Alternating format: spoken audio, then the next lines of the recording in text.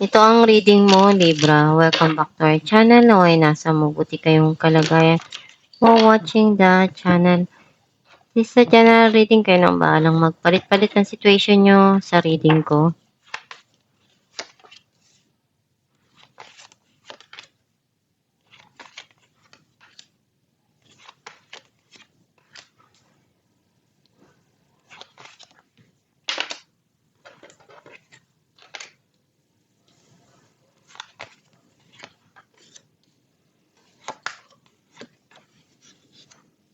At the bottom of the deck, Queen of Pentacles.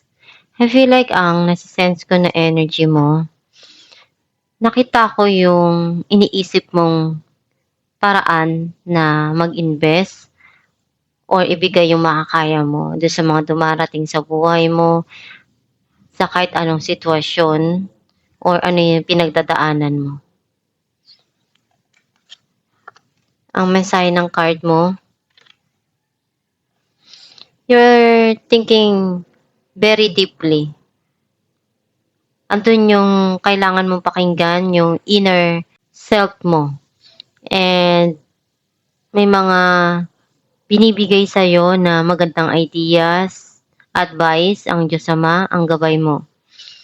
And dyan kumukonect yung Diyos sa iyong isipan. And very intuitive ka.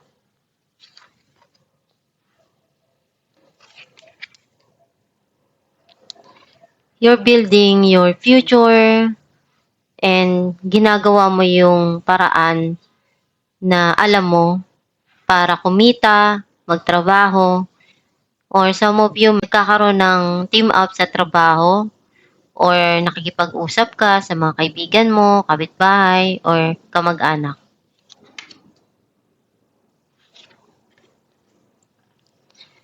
Judgment. Judgment na gusto mong makuha or kailangan mong desisyon na gawin kasi ikaw lang yung makakaalam kung ano yung talagang gusto mo mangyari sa sitwasyon na dumarating or meron sa buhay mo ngayon. Iniisip mo kung anong pwede mong magawa para mapaunlad yung pera mo, yung kabuhayan mo, yung financial mo, yung trabaho mo. Gusto mong kumita ng kumita. And nandun yung very emotional ka. Hinahanap mo yung pagmamahal. Yung pinapakita sa'yo yung totoo. Kasi nararamdaman mo kung hindi totoo yung pagmamahal na yun. Alam mo kung fake o hindi. Pero hindi mo ipaparamdam na alam mo yun. Pagkos sinusuklian mo ng pagmamahal.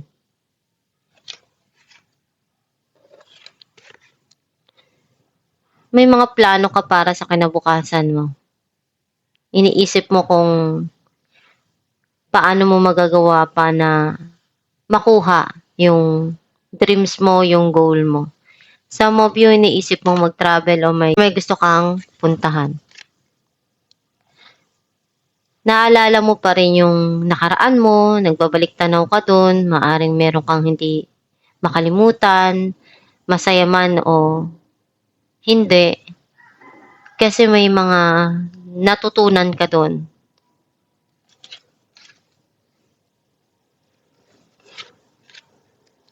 May mga time na nalulungkot ka and ginagawa mo yung alam mo para maialis yung sarili mo dun sa kalungkutan na yun. Clarify natin ang The High Priestess. Four of Pentacles and Temperance. Hindi mo makalimutan yung situation na nangyari sa buhay mo, sa past, or yung person mismo.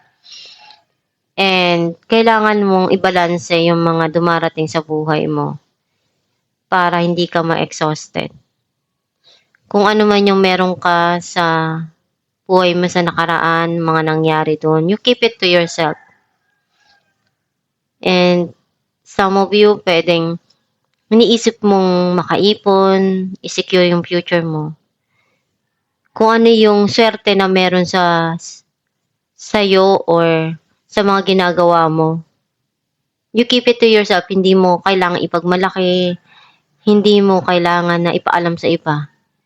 Ang mahalaga sa'yo, you're doing your best. Clarify natin judgment. Strength and Four of Swords. Mas matatag ka na ngayon. Kung ano man yung mga pagsubok na pinagdaanan mo, na-survive mo yun. Alam mo sa sarili mo na may mga desisyon kang ginawa doon, pero iyon yung isa sa nagbigay sa'yo ng katatagan ng loob. Alam mo kung ano yung resulta ng mga desisyon mo sa huli. Clarify natin ang Queen of Cups.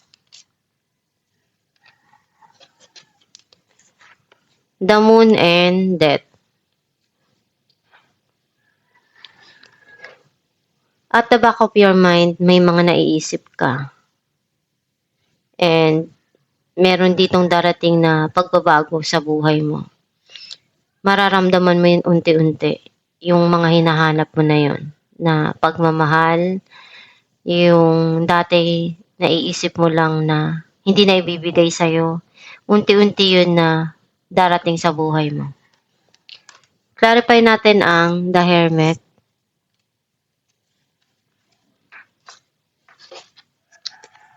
Eight of Cups and Two of Wands.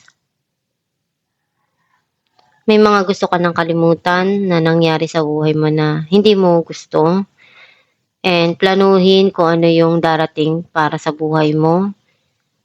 Though naalala mo pa rin yung mga nangyari na masakit or masaya. Pero yun yung ginagawa mong inspirasyon para sa darating sa buhay mo.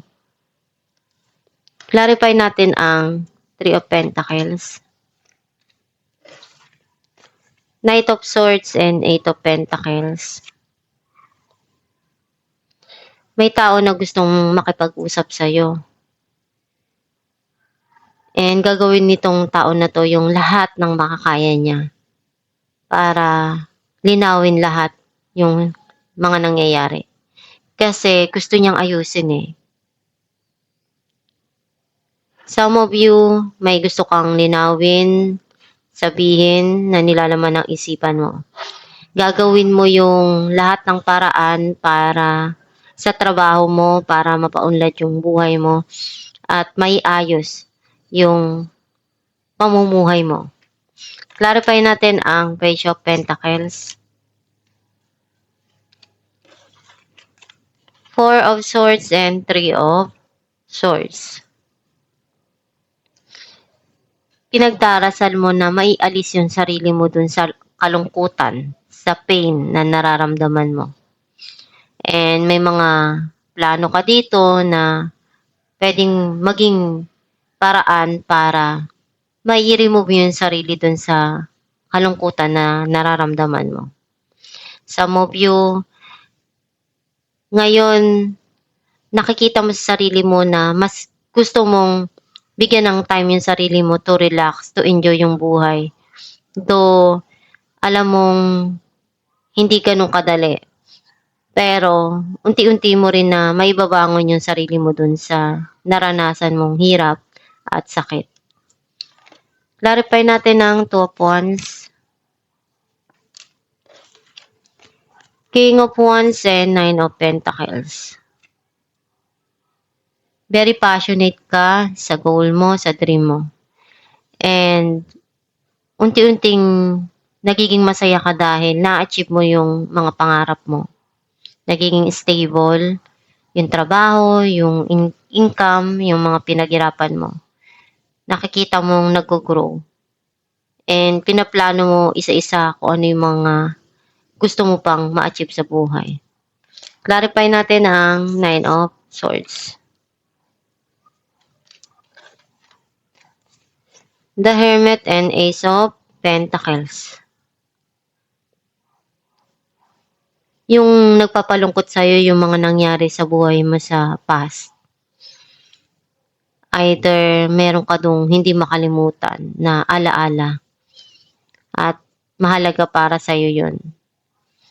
May darating dito na pwedeng ibigay sa'yo, regalo, blessing.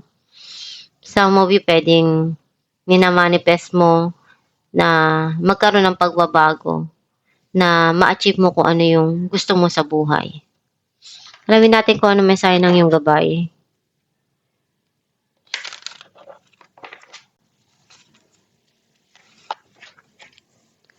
Reward yourself. You have been giving a lot of yourself lately and it's time for you to receive. Make the time to reward yourself in a meaningful way. This balance of giving and receiving is essential to keeping your energy, mood, and motivation at a consistently high level. Ang mensahe ng iyong gabay na kailangan mo ring i-reward yung sarili mo kung hindi ka nakakatanggap ng kahit ano sa iba, yung ikaw lang yung bigay ng bigay.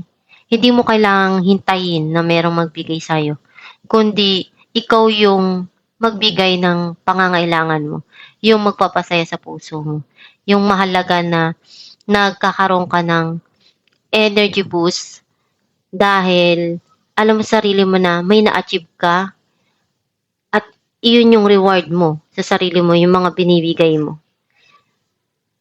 Kung meron kang nagagawa na maganda, pwede mong i-reward yung sarili mo para mas lalo kang sipagan sa mga gagawin at darating sa buhay mo. Basta isipin mo lang palagi na andyan ang Diyos sa tabi mo, ginagabayan ka, magdasal ka lang palagi at huwag makalimot na magpasalamat sa kung ano yung nare-receive mo. At itong yung reading, Libra, kung nakaresonate ka, kindly comment down below. Thank you for watching.